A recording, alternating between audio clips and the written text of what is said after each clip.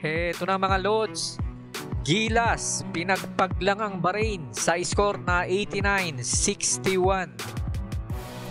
Nakuha nga ng Gilas ang kanilang unang panalo sa kanilang kampanya dito sa Asian Games na ginaganap dito sa Guangzhou, China. Dikit lang ang laban sa opening frame ng first quarter. At nagtapos ito sa score na 22-18 na nagbaon lamang ng 4 points kalamangan ang Gilas. Second quarter, pumutok si CJ Perez with 7 consecutive points. At dito na nag-umpisang umalagwa ang Gilas.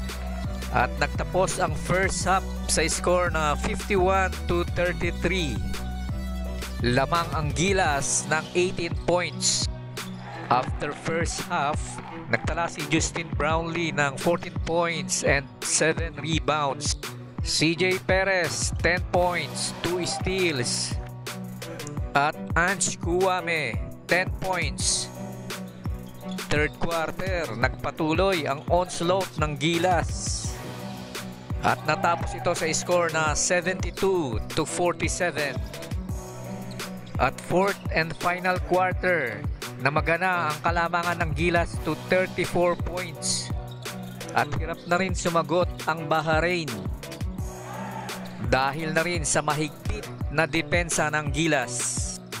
CJ Perez umiskor ng 15 points inside 14 minutes. Ange Kouame with 15 points at Justin Brownlee with 14 points and 9 boards sa panalong ito ng Gilas. Bumato ang Gilas ng 65 attempts at 30 rito ang pumasok for 46% shooting percentage. So hindi na rin masama, mataas-taas na rin ang percentage nila sa field goal.